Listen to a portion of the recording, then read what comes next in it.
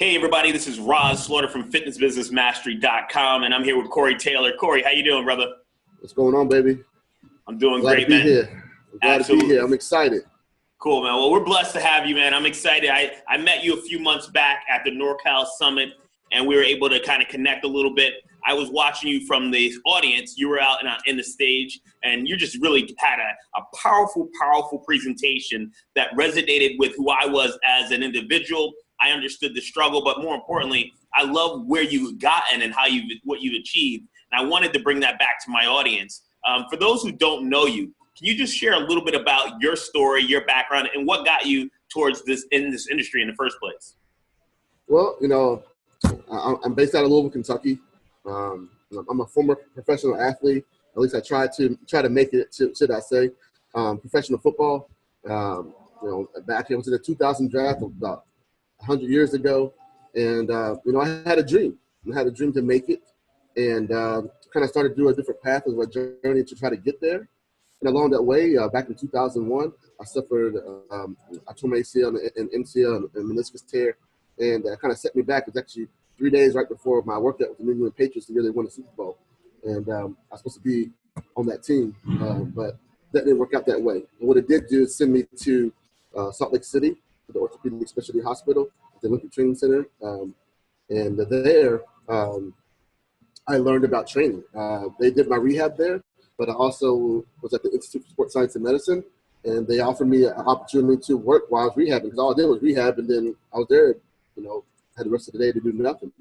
And I said, sure, I can help out some kids. So I started working with some of the younger athletes, and I decided I loved it. And I loved it, and the people who ran the facility there said, hey, you're so good at this.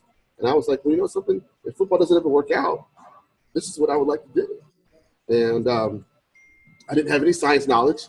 All I had was a bunch of passion, and that's what I had. I had passion. And I didn't have really any science background as far as how programming really worked and how you did what you needed to do. I just knew that I was an athlete. I had trained myself, and I knew how to have mental toughness, focus, and that's something that I try to instill in the kids, even though I didn't understand the science side. I learned the science later on, but from there, that's where I had my first-hand knowledge of training, and I loved it. Went back to play ball, had a couple other injuries, ruptured my Achilles twice, backing in and out in Arena League, NFL Europe, some time in Green Bay, and that's kind of how I got into the industry. I knew at the end of all the different trials and tribulations, ups and downs, the adversity that I experienced along the way, with the ACL, 2 Achilles ruptures, that my true passion had shifted from football to trying to help other people live their dream and find their passion.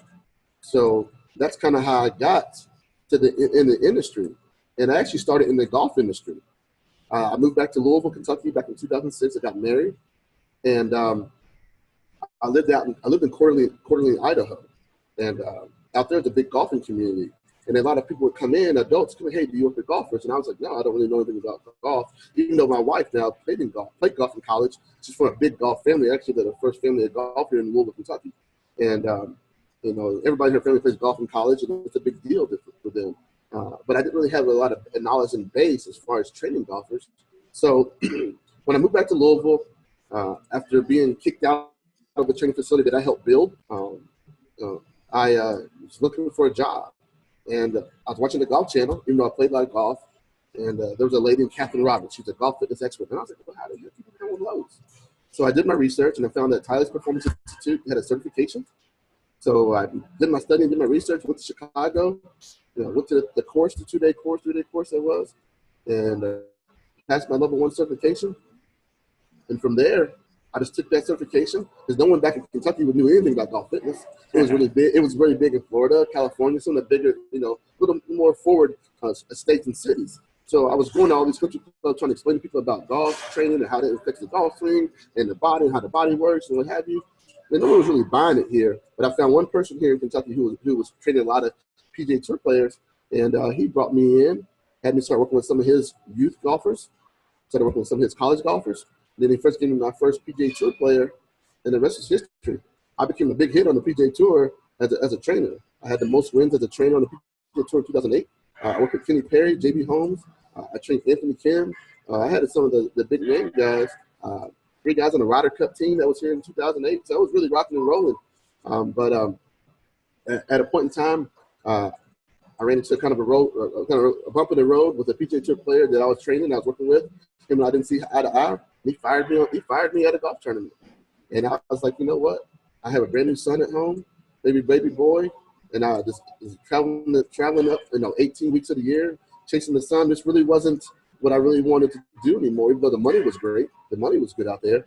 But, I had a facility in Louisville that I was trying to be out on the tour and have a facility too. And you can't run a business that way. Nope. So I, decided to move back to Louisville and not go on the tour anymore. And it was Corey Taylor Golf Performance Institute, and I morphed it into Corey Taylor Sports Performance. I got back to the sports performance, speed development, athlete development side that I first was introduced when I had that first knee injury, and kind of morphed my business into where we are today.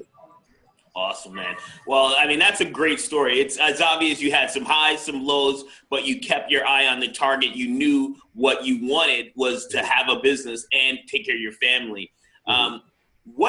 Let's talk a little bit about mindset, because I think a lot of trainers, entrepreneurs, business owners run into roadblocks, and then they let those roadblocks stop them. Where do you find your energy, your motivation, and your mindset strength to actually persevere through all those injuries and overcome them and keep moving forward? Well, I think some people don't really establish their why and the reason for their process and their journey and where they're trying to get to.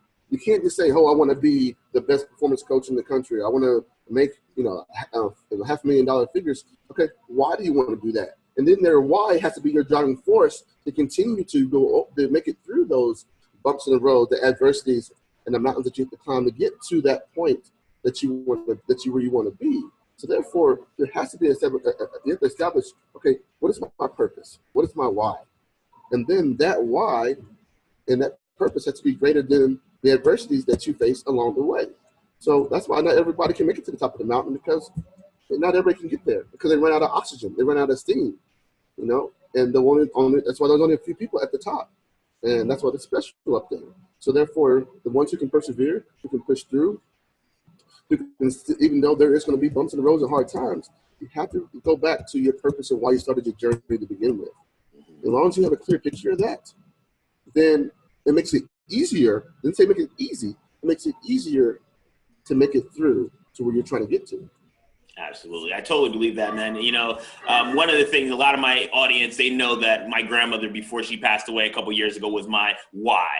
And it was always about taking care of her, making sure that she took care of me when I couldn't take care of myself. So I knew that once I became a man, it was my responsibility to make sure she never wanted for anything. And that just got me up early, kept it late, had trouble reading and writing and learning these things. But I knew that if I kept going and I just kept moving forward, I was gonna win. And there's no quitting that. See, I think there are a lot of trainers and business owners that are going to be watching this, Corey, and they're saying, okay, you know what, great. You had the football background. You had the athletic background. I didn't have that. I didn't have that will to. I've never been, successful. What would you tell them if they were just getting started in their business? They were either gotten their certification, looking to get started with their own sports facility. What type of advice would you share with them? I mean, regardless of your background and how you got there, if you don't have passion for what you do, then you need to find something else to do. Because if you don't have passion, I wake up every day excited to come to work. As a matter of fact, 4 hours of sleep, as a matter of fact, 8 hours of sleep. It doesn't matter. I get an opportunity each day to reset, touch somebody's life, and help them reach their goals and their dreams. So therefore, if you don't have passion, I think passion has to be something that you got to have in this industry. Because along with the vision, along with knowing your why and having a true purpose, if you don't have passion for this, if you're trying to make this as a means to make an income, which people do, but to really be successful and really thrive, it has to be your passion.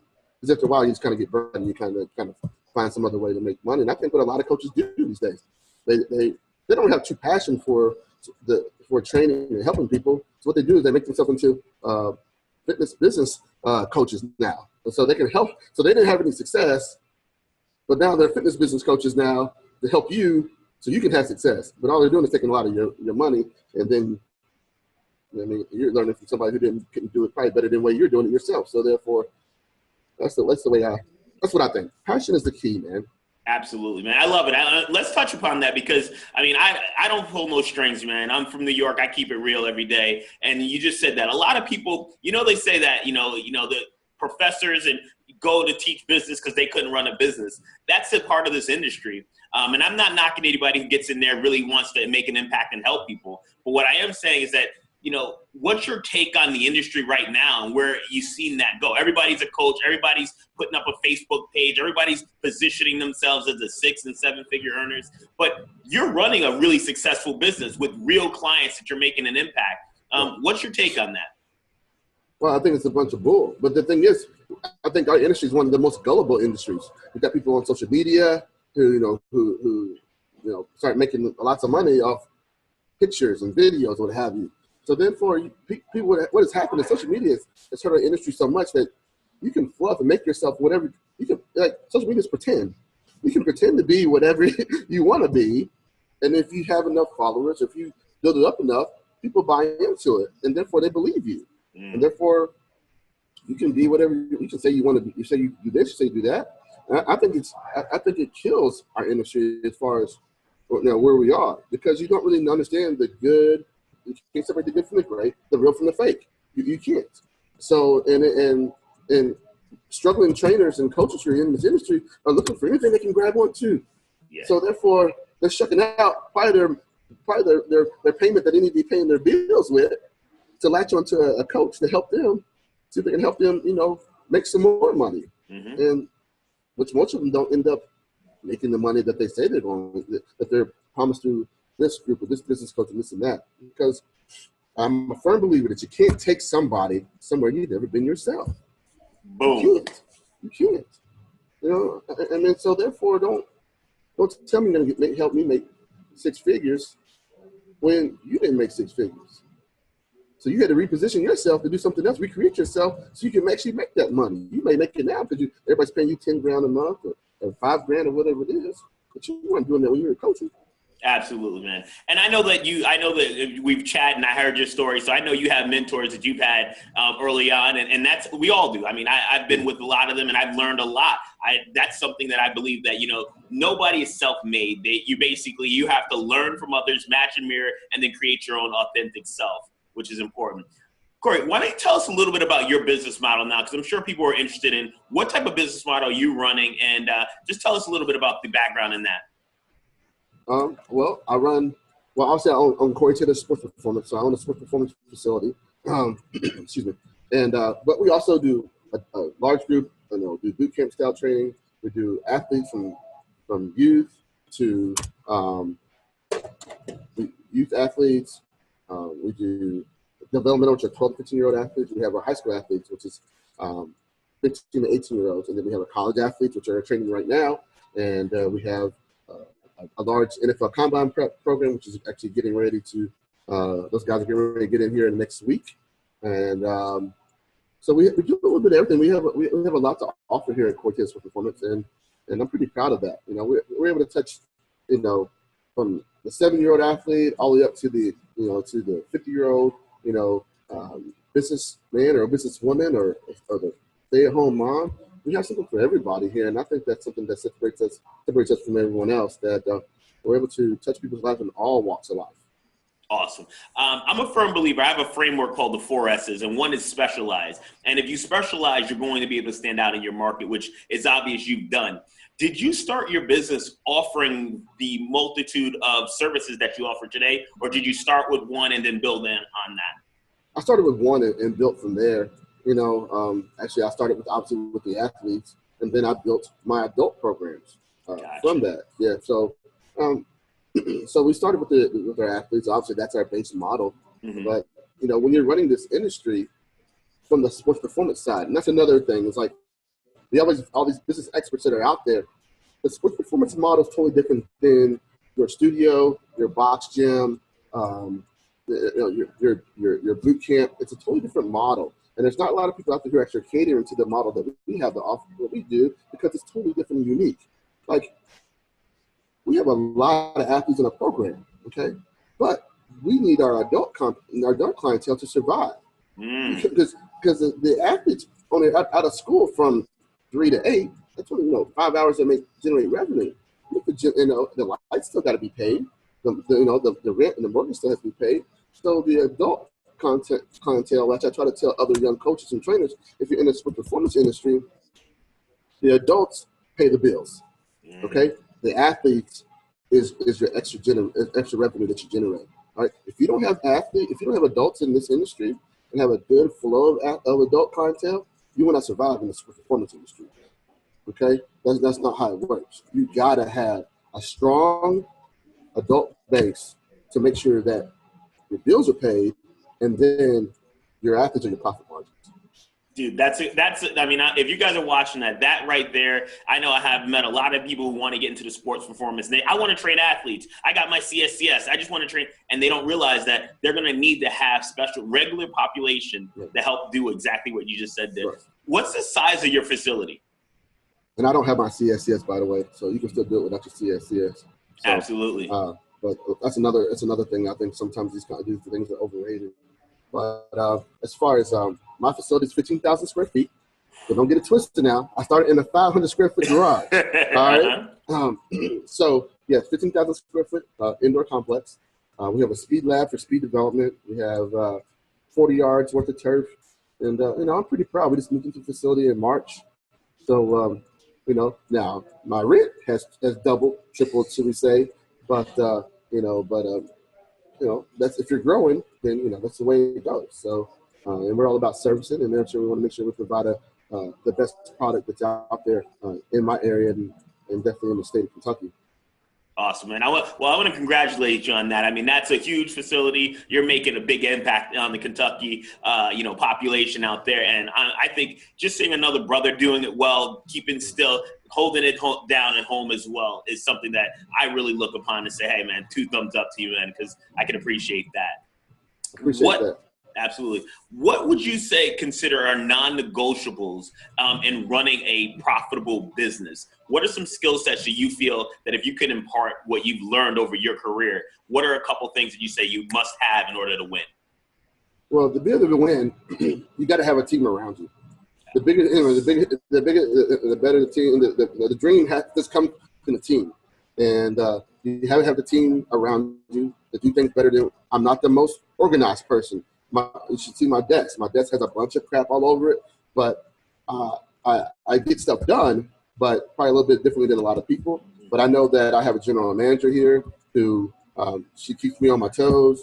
I got a team that's out there coaching at the level that my expectation level, and it doesn't drop off if I'm not on the floor. And everybody has to be on the same page and bring it every hour that we got a client in here, because that's that 1 hour that you have a chance to touch someone's life. You don't know what other people are going on in their daily walks of life. You don't know what young athlete is doing some stress with school or with their parents or a family at home situation. You don't know what maybe stay-at-home mom is, maybe not to have the best relationship at home with her husband. So this 1 hour away is her confidence builder. This is her time for her to build herself up. So you never know what people are going through. So therefore, you got to make sure the non-negotiable, make sure that you give everything that you have.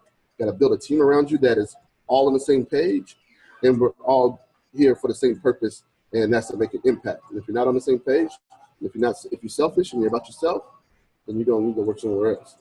Absolutely, man. That's all. And those are just words of wisdom that people can use, whether you're a personal trainer, a studio owner, just in life. You got to be willing to connect with people. It's why I wanted to get on here with you, get you in front of this audience and share your story, some of the wisdom that you've acquired. Like I said earlier, I believe that no one's self-made. Who would you consider 1 or 2 of your mentors or people that you've looked up to learn from? And I'd like the opportunity for you to share that with this audience. There's a couple. I know you said 2. I'll give you 3. Dr. Jim Walker is the director of the Institute of Sports Science and Medicine out in Salt Lake City. Dr. Jim was a great mentor for me. Kind of helped me, kind of lead me along my way. Because I told you after my injury, I was out there rehabbing in Salt Lake City, but he also kind of gave me a little knowledge on the science base. Because I was at a facility there with science. They had a lot of people with a lot of letters behind their names. A lot of PhDs. A lot of people were very smart, sciencey people that I, knew way more than I did. But he kind of gave me the confidence that there is a place for somebody who has, a different skill set that can still make impact in this industry. The second person I would say would be Dr. Greg Rose. He's the co-founder of Tyler's Performance Institute. When I got into the industry, the golf industry, he always told me, goes, Corey Taylor, you're going to do something big. And I always believed that. But sometimes in life, and just in general, you need somebody else to believe in you before you believe in yourself first. And he really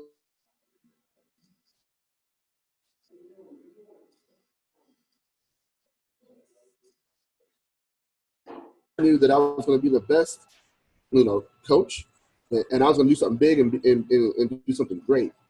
And then I think the last person, but not on the totem pole, would be Todd Durkin. I'm in the Todd Durkin Mastermind. I'm one of the first original ones in the Todd Durkin Mastermind. I met Todd Durkin probably 7 years ago at a Perform Better Summit. I was lost in my journey as a performance coach. I didn't really know where I wanted to go, what to do. I knew I wanted to do something special, I wanted to do something big, but I really didn't know how I was going to get there. So I went to see him present in Chicago at Perform Better, and he touched my heart, he touched my soul. I resonated, and I said, I want to be like him. I didn't want to be him. I wanted to do something on the same path that he was doing. I feel like that part of our industry is really missing.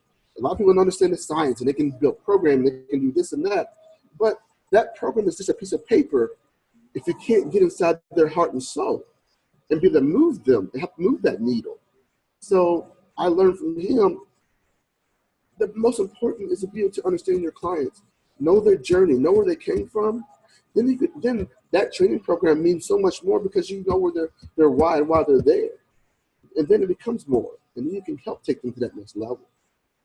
Dude, I love listening to you because it's exactly what I believe. A lot of people say, oh, what certs do you have? What certifications? Are you this? Are you that? Are you a PhD? And I'm not, but I am someone who cares. I'm a great listener, and I've had great mentors as well that have given me the ability to connect with people on a deeper level. And then I've also became really just passionate about psychology and understanding people so that I knew that I could help them, motivate them, inspire them through my story, or maybe borrowing someone's story at a given moment that would allow them a little bit of inspiration to move forward on their dreams. So, awesome, brother. I think that's cool. Let's shift gears a little bit because I know that a lot of guys who, I piped up a little bit about, sports performance, and you're one of the guys who are endorsed or you're by Adidas, and they may be like, okay, you know what? I want to do that. I want to be like Corey. I want to follow him. How did he do that? What were some of the steps you had to do to get into that position or to position yourself to even accept that type of offer? Man, I've been with the Three Stripe Life since 2000, almost 10 years. Wow. And I started in the golf industry. Actually, one of my golfers that I was training, he called me Biggin. He goes, Biggin, you got a clothing deal? And I was like, I was at a golf tournament in actually the Memorial Cup actually in Columbus. And I was like, no, I don't have anything.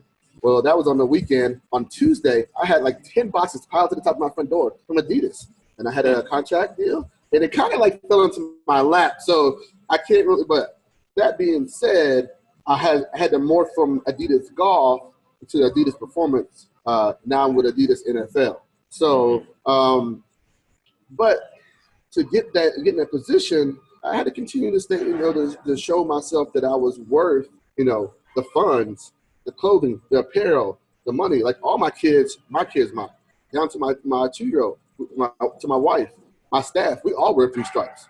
That's just the way it's a lifestyle now for us. Like my kids don't know any other brand besides Adidas. They never want any other brand. They don't know anything about. So but to get there, they expect me to do a lot of social media.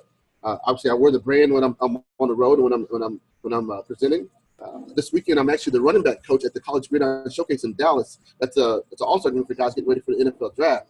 I'll definitely be representing there. That's kind of part of the deal that I have to do, and and really believe in what their model and what they're trying to do now is we're really taking over the speed development part, football in the industry. We're really taking over a lot of the other companies, and we're really the go-to when it comes to football development, but also athlete development from that standpoint.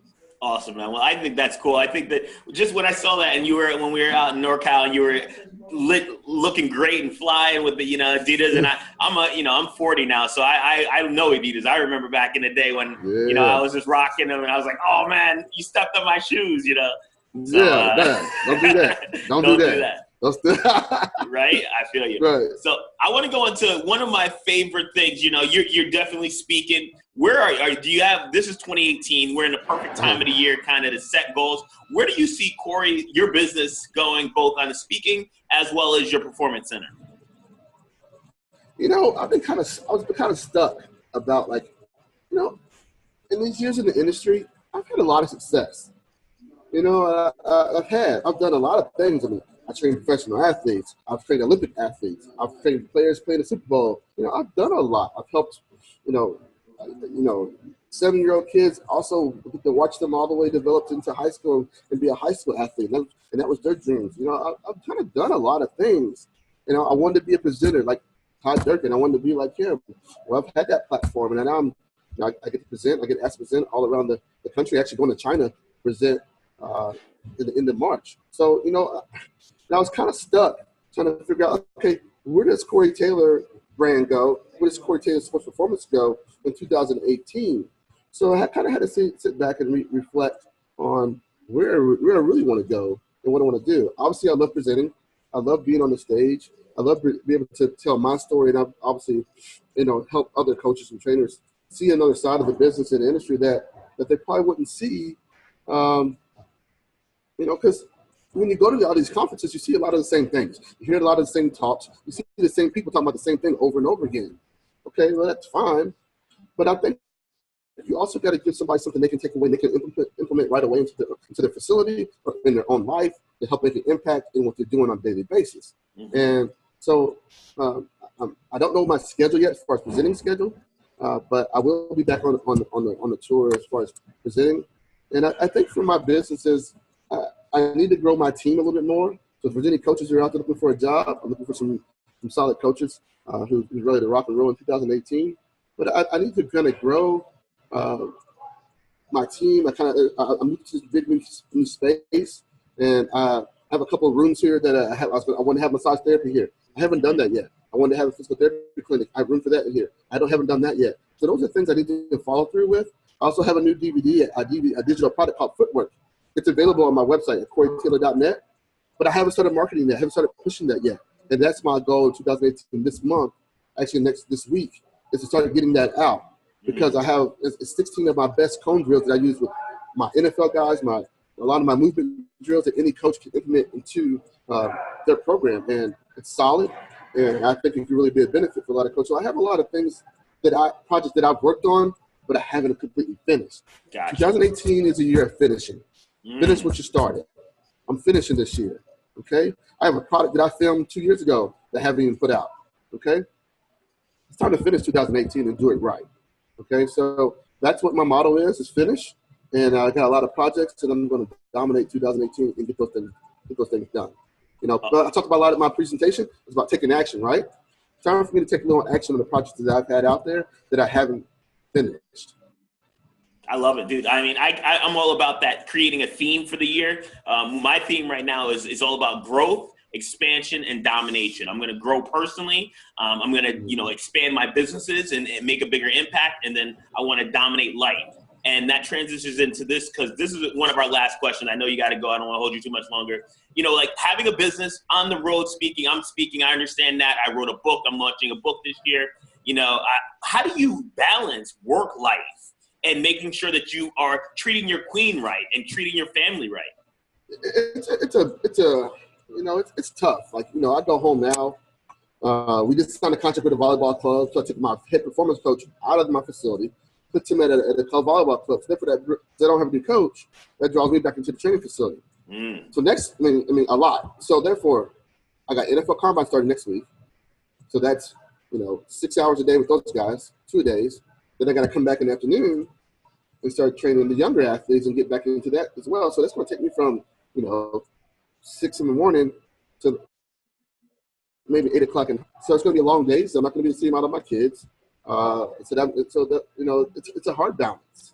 But that's part of being that's a part of being a business owner and loving what I do. It's kind of taking me away a little bit, trying to seal it in with a lot of these players coming in, talking to the agents. So when I'm leaving the facility, I'm still on the phone at home. When my daughter wants my attention, and I feel bad about it. But I also know she wants to go to Disney. So I need to sign this player so we can take it to Disney. So I try to explain. I try to explain the best I can. My oldest is 10, so and I think my wife understands. She's been on the journey in this road with me for a long time.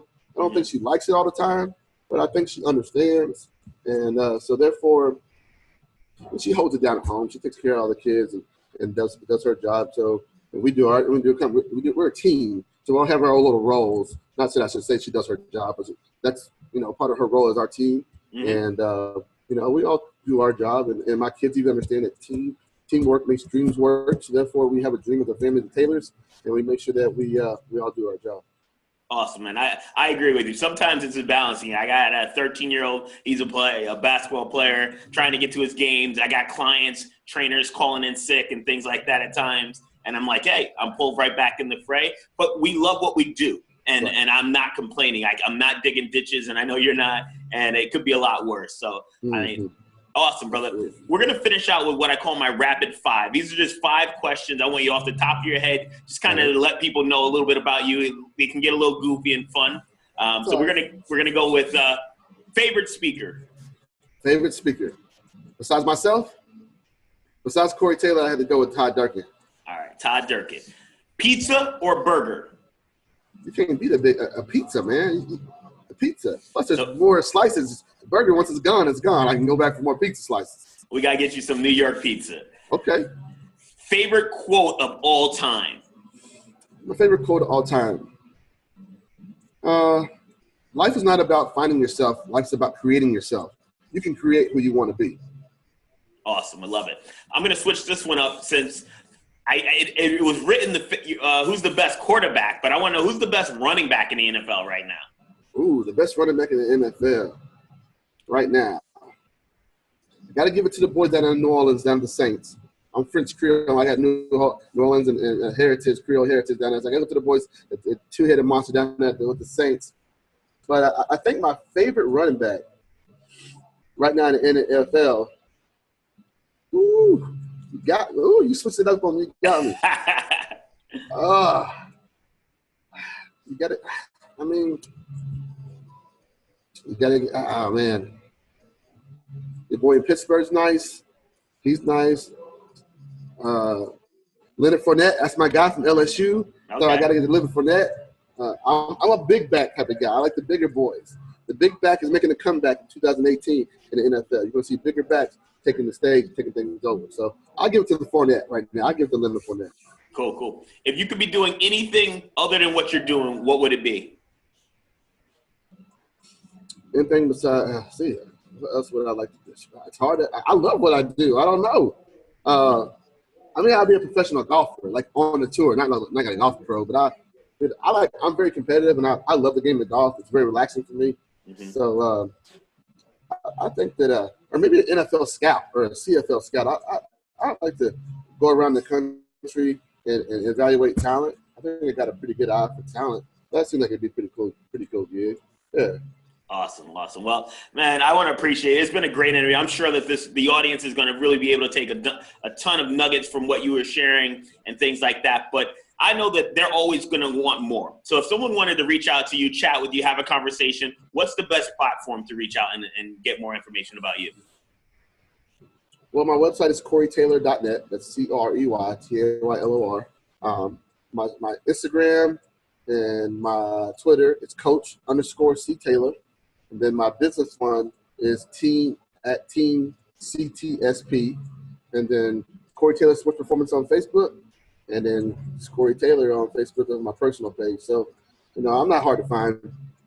It's hard to hide when you get to a certain point in this industry because you got to have social media so people can find you. So I'm not hard to find. And I respond to everybody. I always try to help lend a helping hand, and I don't charge right now for anybody I get a lot of coaches who hit me up and want me to help them with this. And people will say, "Hey, can you get me with Adidas?" No, I can't help you with Adidas right now. There's only 12 of us right now. So,